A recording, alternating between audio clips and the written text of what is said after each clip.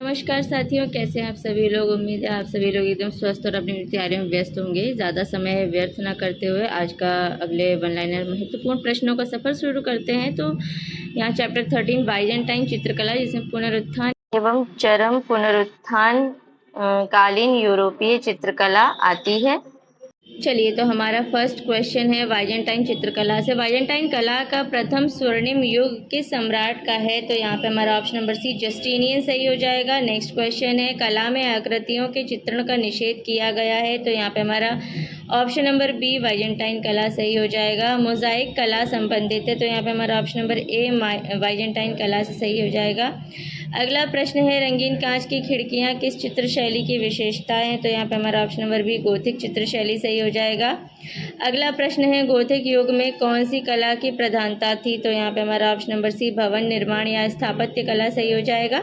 अगला प्रश्न है मणिकुट्टिम विधि के पुराने उदाहरण किस शैली व नगर में मिले? तो यहाँ पे हमारा ऑप्शन नंबर बी रोमन शैली में बने पोम्पेई नगर सही हो जाएगा। नेक्स्ट क्वेश्चन है तेल रंगों का आविष्कार किसने किया? तो यहाँ पे हमारा ऑप्शन नंबर सी वान आइक बंधु सही हो जाएगा। अगला प्रश्न हम पढ़ेंगे पुनरुत्थान एवं चरम पुनरुत्थान कालीन यूरोपीय चित्रकला से। तो पुनरुत्थान कला का केंद्र था, तो यहाँ पे हमारा ऑप्शन नंबर सी इटली सही हो जाएगा। नेक्स्ट क्वेश्चन है पुनरुत्थान कला शैली किस पर आधारित है? तो यहाँ पे हमारा ऑप्शन नंबर ए मानवीयता सही हो जाएगा।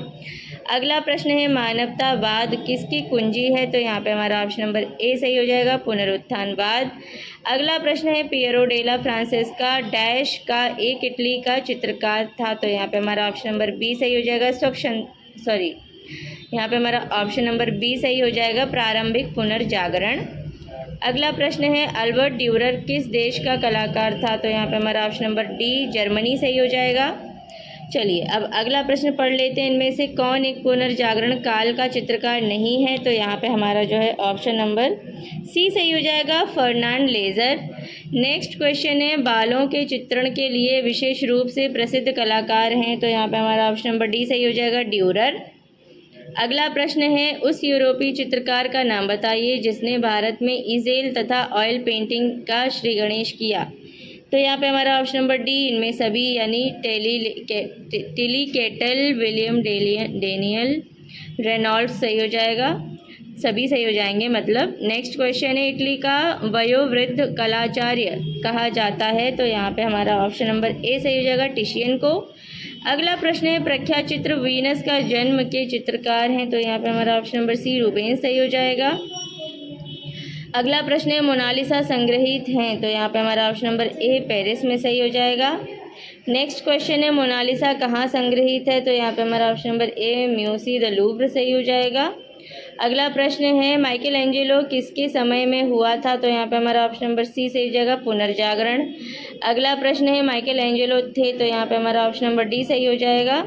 चित्रकार मूर्तिकार लेखक तीनों थे वो। अगला प्रश्न है माइकल एंजेलो थे? तो यहाँ पे हमारा ऑप्शन नंबर जो है डी सही हो जाएगा तीनों यानी कि चित्रकार मूर्तिकार और वास्तुकार। पहले भी इसी तरह का क्वेश्चन पूछा गया, रिपीट कर दिया है। चलिए अगला प्रश्न देखते हैं वह कौन चित्रकार है जो ऐसा मानता है कि चित्र में रंग हाथों से नहीं भरे जाते अपितु रंग विधान मस्तिष्क की देन है?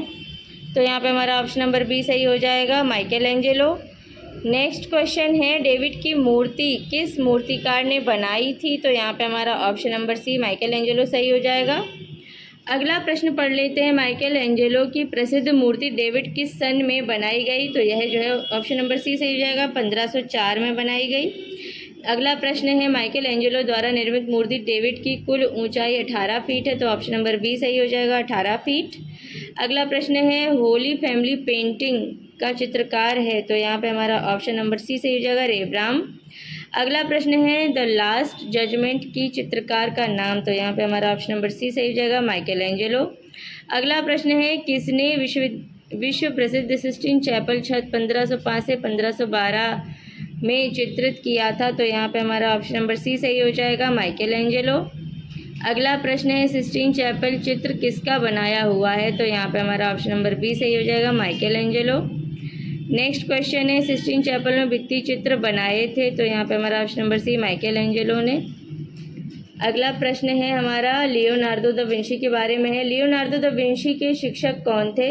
तो यहाँ पे हमारा ऑप्शन नंबर सी आंद्रिया देल वेराशियो सही हो जाएगा। नेक्स्ट क्वेश्चन है अंतिम भोज चित्र के चित्रकार का नाम। तो यहाँ पे हमारा option number C Leonardo da Vinci सही हो जाएगा। लास्ट सफर के निर्माता हैं तो यहाँ पे हमारा ऑप्शन नंबर ए सही हो जाएगा, लियोनार्डो दा विंची। प्रसिद्ध कलाकृति द लास्ट सफर के चित्रकार हैं तो यहाँ पे हमारा जो है ऑप्शन नंबर ए सही हो जाएगा, लियोनार्डो दा विंची। चलिए अब संभावित प्रश्नों पे आ जाते हैं, मतलब जो आ सकते हैं। यूरोपीय चित्रकला में पुनरुत्थान संबंधित निम्न कथनों में कौन सा असत्य है? तो यहाँ पे हमारा ऑप्शन नंबर ए यानी पुनरुत्थान कला रोमन मूर्तिकला की प्रतिकृति मात्र थी, यह कथन असत्य है, बाकी सब सत्य है, नोट कर लीजिएगा अच्छे से। चलिए अब नेक्स्ट प्रश्न पे आ जाते हैं। उस कलाकार का नाम बताइए जिसने पश्चिमी कला के इतिहास में रोम में सिस्टीन चैपल की छत और इसकी वेदी की दीवार पर द लास्ट जजमेंट नामक दो सबसे प्रभावशाली कार्यों को किया। तो यहाँ पे हमारा ऑप्शन नंबर डी सही हो जाएगा, माइकल एंजेलो। अगला प्रश्न है शैलखंडों की कुमारी किस कलाकार ने बनाया? तो यहाँ पे हमारा option number D Leonardo da Vinci सही हो जाएगा। नेक्स्ट क्वेश्चन है वर्जन ऑफ रॉक्स जिसे मैडोना ऑफ द रॉक्स भी कहा जाता है जो पुनर्जागरण काल की अवधि में 1483 के समय की है, कलाकार की पहचान करें। तो यहाँ पे जो है हमारा ऑप्शन नंबर बी यानी कि लियोनार्डो दा विंची सही हो जाएगा। नेक्स्ट क्वेश्चन है माइकल एंजेलो इस गिरजाघर का प्रमुख स्थापत्य था। तो यहाँ पे हमारा ऑप्शन नंबर ए सही हो जाएगा, सिस्टीन गिरजा। अगला प्रश्न है उस चित्रकार का नाम बताइए जो एक प्रसिद्ध मूर्तिकार भी थे। तो यहाँ पे हमारा option number D Michael Angelo सही हो जाएगा। अगला प्रश्न है बाइजेंटाइन कला में छतों और दीवारों को किस विधि से अलंकृत किया गया? तो यहाँ पे हमारा ऑप्शन नंबर ए सही हो जाएगा, मणिकुट्टिम। अगला प्रश्न है वीनस का जन्म इस कलाकार का चित्र है। तो यहाँ पे हमारा ऑप्शन नंबर सी सेंड्रो बोत्तिचेली सही हो जाएगा। अगला प्रश्न है किसने मसीह का ध्वज जो कि शायद 1455 से 1460 ईस्वी के बीच रहा वाले प्रसिद्ध काम को चित्रित किया, जो एक चित्रकला है जिसे एक रहस्यमय छोटी पेंटिंग के रूप में भी माना जाता है। तो यहाँ पे हमारा जो है ऑप्शन नंबर डी सही हो जाएगा, पियरो डेला फ्रांसिस्का।